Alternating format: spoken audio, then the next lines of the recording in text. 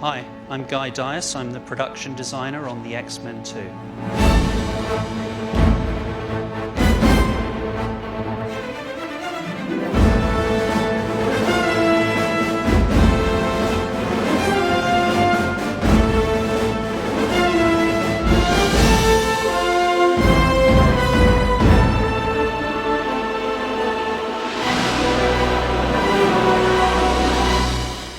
I'm in charge of designing and building the sets, overseeing the costumes, overseeing the character design and all the graphics and gadgets that you see throughout the course of the film, including a lot of the initial storyboarding phase, which I work with closely with the director.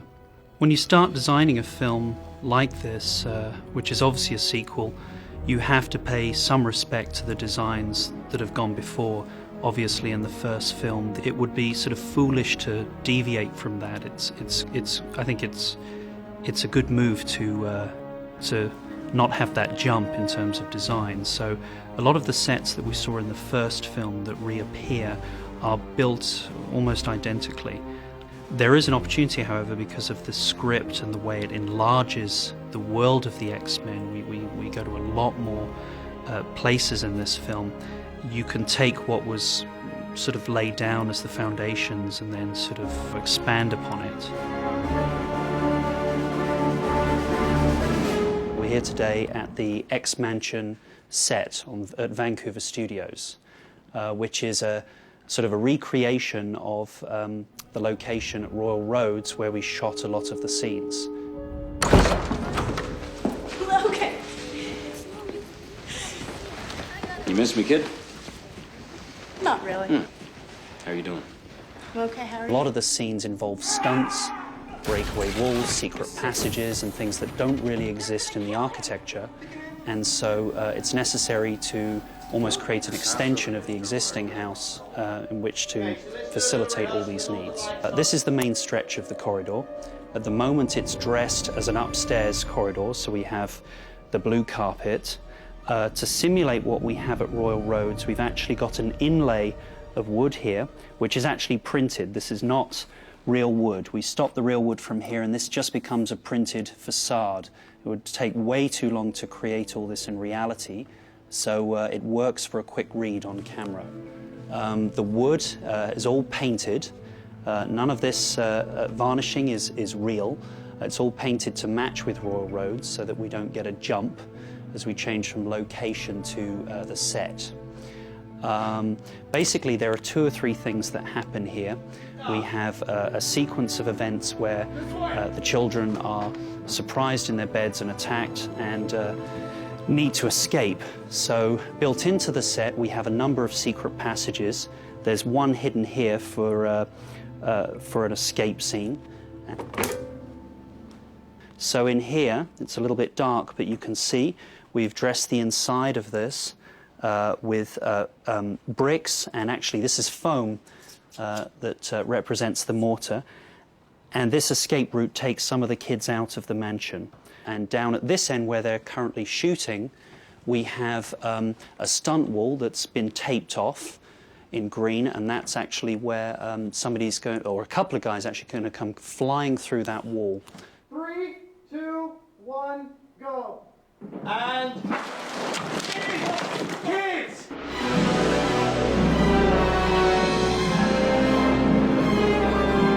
Excellent. Okay. Well done, kids. Now we're just going to walk outside of the set and see where we are in reality.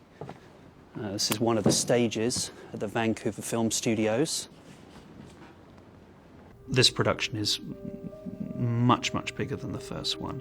I guess somebody was telling me here in Vancouver that we're technically the biggest build in the history of the town. In terms of comparing the design improvements in this film, I'm a great admirer of the designer who worked on the first film. I'm really respectful of his work, and it was extremely challenging to even sort of try and approach it from a standpoint of, oh, we're going to do better. But in a way you have to. I think the audience is expecting a higher level of detail, more in-depth look into the X-Men's world. By years of In the film, there's a museum set which we had to create, and initially I started scouting some local museums and exhibition spaces here in Vancouver, but of course they weren't quite what Brian needed for his script, which was a science museum. There wasn't really anything along the lines of what he required. Originally, when we came to this space, I was trying to show Brian a smaller area and suggesting that that could be entirely a mutant exhibit, and he sort of waltzed out into this big space and said, "No, this is the museum." And oh my God, what am I going to do? This was a huge set decorating job. Everything here from the graphic panels that you see, the color scheme of the museum. A lot of the exhibits have all been handmade for this scene. The exhibits, a lot of them were created by us in the art department.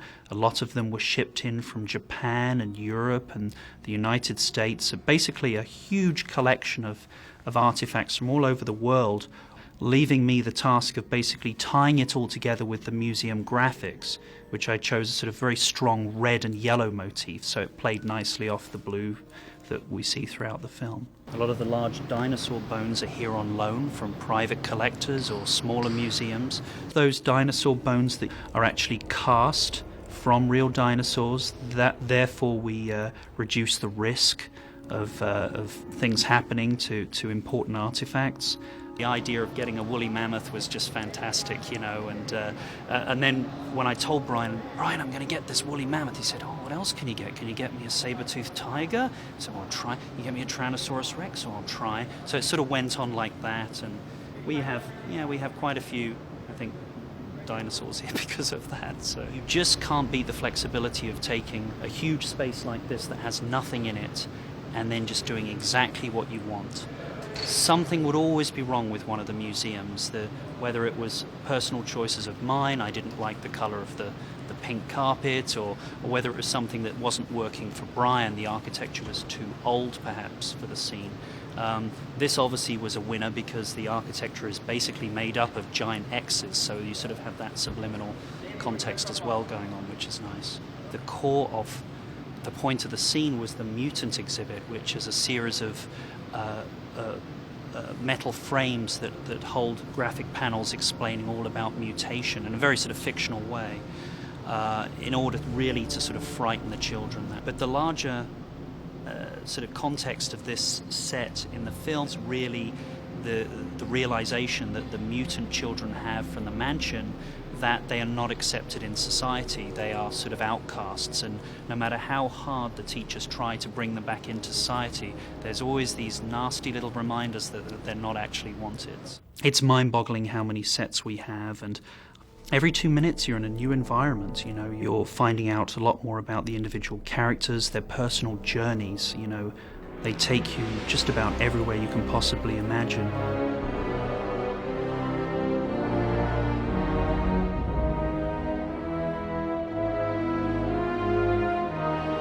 So this is Magneto's plastic prison, and this is where he remains for the first part of the film. The set is about 20 square feet. It's not very big at all, and to accommodate a shooting crew on a set like this that's so small, we usually have a platform that butts up against one of the sides of the plastic prison, and we actually remove one of the walls, what we call wilding. That means that the camera can be on the outside of the set, shooting inwards, and give us the impression that we're still inside the set. There are a number of props and pieces of furniture here to sort of help sell the idea that we really are in a plastic world. Here's the famous plastic wheelchair that Xavier uses once he visits. The chess set, which was handmade, which is a major feature in the film. The bed, and then the desk, and some of the small things that we found around that are basically made of plastic to help sell the idea. Remembering, not an ounce of metal can really exist in here. One of the new favourite features of our director, Brian Singer, are well, that one's gone, but one's over there, are the cameras, the fiber optic cameras which are made entirely of plastic. And we had to expand upon the world of the plastic prison, and a lot of what was created in CG the first time around we actually had to build this time. For example, the drawbridge and the reception area.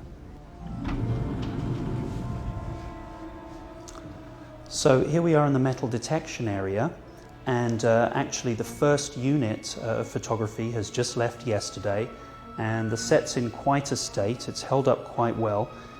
You can see on the floor there's a lot of tape where the actors basically had their marks for some of the action sequences, a lot of scuff marks. Each one of these hexagonal tiles was individually stuck down with glue, and as you can see we've got some missing here now, which will all have to be repaired for the second unit, who will come in a few days' time. But it's held up pretty well, I think. What's interesting about this set was I probably never would have used these tiles had I known they were going to do action sequences in here. Originally, in the first script, it was supposed to be Xavier with Scott wheeling up and visiting for a conversation. There was never any sort of fight in here. And I guess in one of the script rewrites, they suddenly wrote in this action sequence. I thought, what am I going to do, you know? But it seems to have worked out quite well. Nightcrawler's church is a real church that we're able to use, and we're going to have to basically dress it as though it's being renovated. So it's sort of an abandoned church, so to speak. A lot of scaffolding and dust cloths and spooky statues, and it has a very sort of almost tongue-in-cheek Hammer horror feel to it. You know, it has that sort of gothic feel to it to introduce where Nightcrawler hides out. We're here on the set of the White House, and we're currently in the Oval Office. And if we look around, I'll point out some of the details of this particular set. Over here we have a replica of the presidential desk, which has actually been handmade for the show. And somebody worked away on this for 2 months solid, and it's a really beautiful job, perfect replica. It's actually raised, as you can see, on dollies currently, so that we can move it around in and out of camera shots as necessary. It's incredibly heavy. Underneath my feet here, we're standing actually on the new Oval Office carpet, which has replaced the royal blue version, which was changed out by Bush. If you look up, you can see we actually don't have a ceiling in the Oval Office. This was a requirement for the stunt crew who will be coming here and doing some amazing things with Nightcrawler. And the design of this set is pretty authentic. We're about 2 square feet larger in size to accommodate some of the crew. There's a lot of people that need to cram in this room. And you'll notice some of the moldings we have, which was pointed out to me. We have an X up here, which actually does exist in the real White House, as strange as that may seem. And all the upholstery on the seats is custom made and was ordered from the same companies who reupholstered the Oval Office furnishings. And I think that's just about it for this set. So we're here in the White House lower corridor, which is the famous marble corridor, and this is a replica of that. And we're able to recreate a lot of the art basically by printing copies of the paintings, and then we treat the surface of the printed paper with a lacquer that sort of gives it an oil paint finish, and that's how that illusion is created. All the marble in here obviously is basically wood that's been painted. There's quite a lot of it. And the hall at present we sort of dedicated to the First Ladies. They do have a collection of art of the White House that rotates, and we figured it would be nice to do that.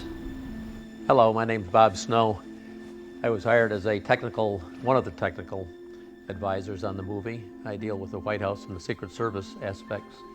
What they've created here is a replica of the White House entrance area, and they've made the photographs, which I'm always amazed that they can make a photograph look like a painting and reproduce it this way.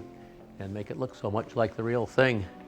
The grand hallway here that they have reproduced gives you the feeling that you're actually in the White House. The columns and the chandeliers and the paintings that they have made all are quite authentic looking. Actually, some of the expansiveness of the White House that they have built, it's a little bit larger than the actual White House. The west wing of the White House is really relatively small, the corridors and the hallways, but because of the camera movement and other necessities that you'd have in a movie, they've made it just a little bit larger. As I mentioned before, many people question sometimes when they see one of the movies that do such a good job in an Oval Office, whether or not the cameras have actually gone into the White House, which they haven't. It's really the talent of the carpenters and the set dressers and everybody else that makes this look the way it is. Stryker's base, which is under a dam at the Alkali Lake, is the biggest set that we have. It was far too big to put on any of the stages here in the Vancouver Film Studio, so we actually found a disused storage facility. It's colossal. It's 200 feet by 600 feet or something, and our base covers at least half of that area. It's pretty interesting. A lot of dark and dingy corridors. There's a control room, the famous augmentation room where Wolverine was supposed to have been, augmented and changed and had adamantium put into his bone marrow. There's also a huge spillway tunnel, which is pretty impressive, and some giant doors which open up onto a sort of I guess you could say a containment room where Stryker keeps some of his hardware and vehicles. The X-Jet was something we had to revisit, as in the first film it was touched upon. In this film it plays a much bigger part. It's probably a cross between an F-16 and a Stealth. It's about 85 feet long and sort of has 3 compartments to it: a changing area for the X-Men, a sort of a rear cargo hold area, and then the front cockpit area. Brian is very demanding. He works hard and expects the best from all his crew, and that's what we do. And it is hard work, but when the set's there in front of you and they're about to start shooting, you take a sort of a sigh of relief. That's one more down, and very happy with it, and then you go on to the next one. Hope that turns out just as well.